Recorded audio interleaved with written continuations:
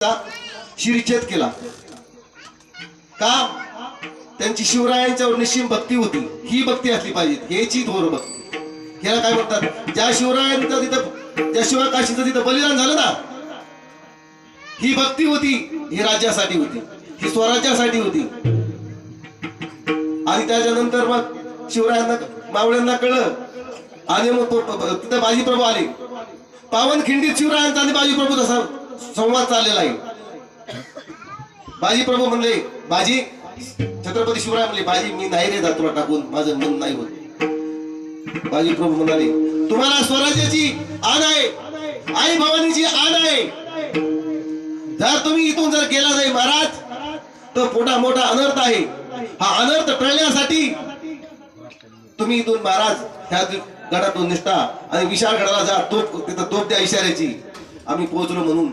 तोपर्यंत मोगलांचं सैन्य मी येऊ देत नाही.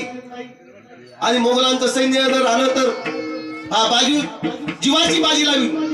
जीवाची जो बाजी लावतो ना, ऐका मंडळी हो, जीवाची जो बाजी लावतो ना त्याला बाजी म्हणतात. जो छत्रपती शिवरायांच्या जाती जो लढतो ना त्याला येसाजी म्हणतात. जो मराठ्यांसाठी मरकर खाण्याच्या तावडीतून जो निष्ठतो ना त्याला संभाजी म्हणतात.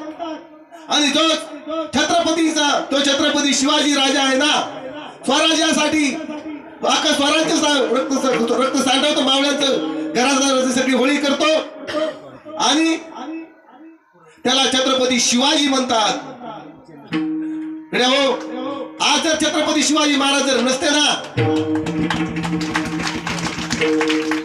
तर तुम्हा आम्हाला कीर्तन करण्याची पाळी नसती रे अलीकडे. हो, आपल्याला एक काम झालं असतं महाराज, ज्ञानोबा तुकोबारायांची दिंडी काढण्याच्या ऐवजी ज्ञानोबा तुकोबारायांचं संदल काढावं लागलं असतं.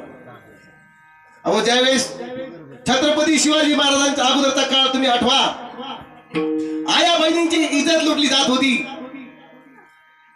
पिकांची नासाडी केली जात होती, स्त्रिया विधवा होत होत्या, जिकडे तिकडे चित्कार ऐकू येत होते.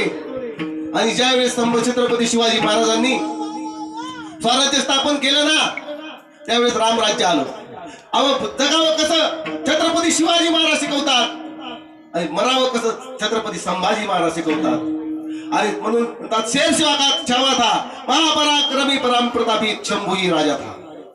म्हणून छत्रपती शिवाजी महाराज, मी का सांगतो तुम्हाला की अभंगाची जुळणी करते करतात, अभंगाची जुळणी करून सांगतो की ही भक्ती, ही चीज अभिप्रेत भक्ती तुकोबाराय सांगतात की अभिप्रेत भक्ती तुकोबाराय सांगतात की अभिप्रेत आहे. आणि दुसरे तुम्हाला सांगतो की पांडव, ज्यावेळेस पांडव वनवासाला होते ना पांडव, त्यावेळेस एक सूर्य थाळी होती महाराज, सूर्य थाळी. आणि सूर्य, आता तुम्ही म्हणता सगळी तसं सांगायला आम्हाला माहिती टाइमपास होता काय घ्यायला. ज्यावेळेस त्यांच्याकडे सूर्य थाळी होती आणि ती सूर्य थाळी दुर्वास राजाला कळली. दुर्वास नाही, दुर्वास ऋषींना कळाले की, आणि दुर्वास ऋषी कसे होते, एकदम तापट ऋषी होते. दुर्वास इज क्विक टेम्पर, म्हणजे सगळ्यात तापट असे ऋषी होते. आणि लगेच त्याला राग यायचं.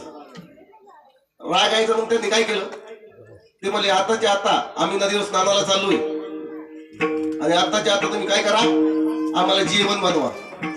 आता पांडव वनवासात होते.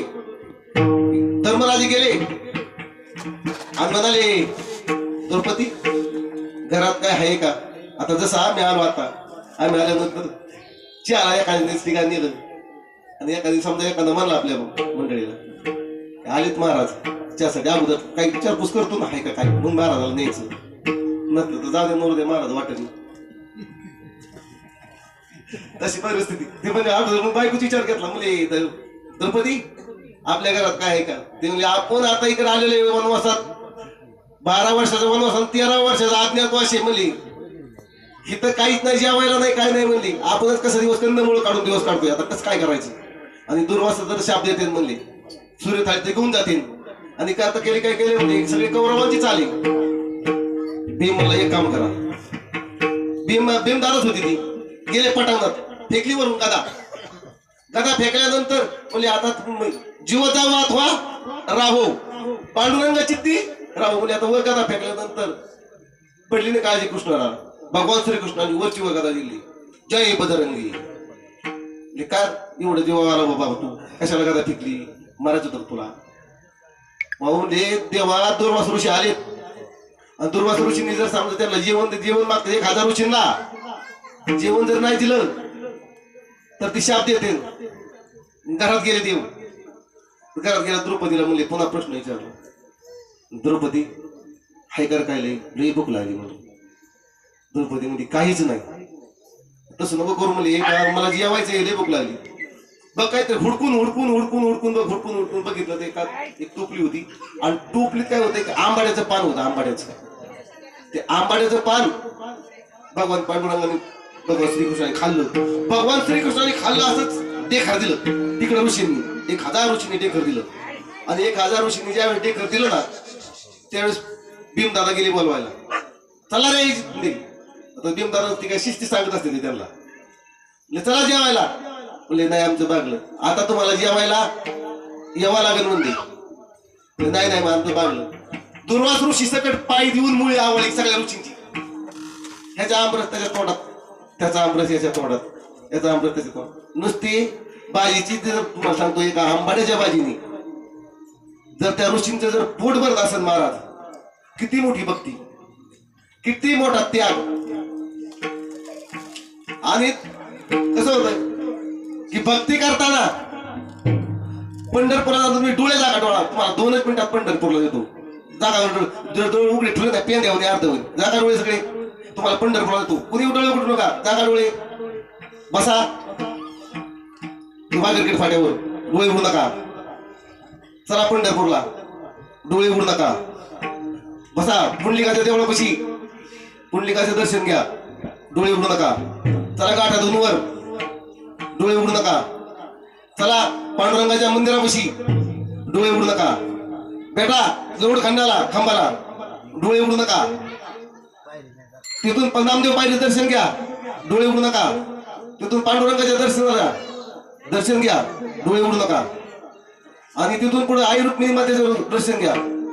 डोळे उघडू नका. इष्टीत बसा. या इथं उघडा डोळे. किती वेळा आपण पंढरपूरला गेलो. आता तुम्हाला सांग का आता निम्मे बाय टका माझ्या थोड्याकडे पुढे देतोय इथं काय मला काही शॉपिंग नाही बाहेरला.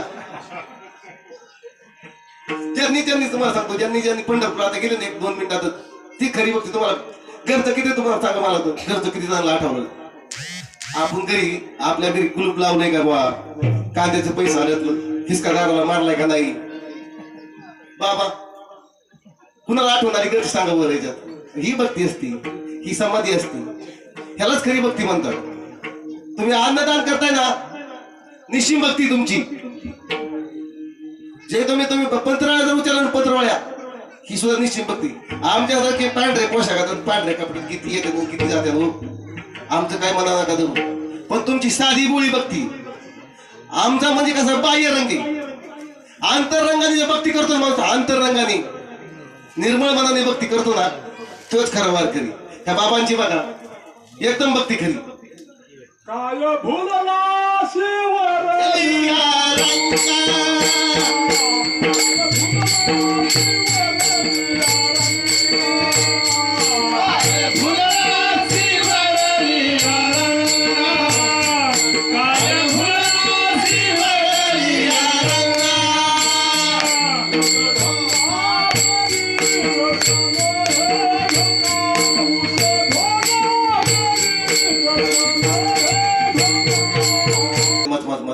काय नाही मला दिले गार लागले का काढले देव म्हणते मला लबाडी करतो काय.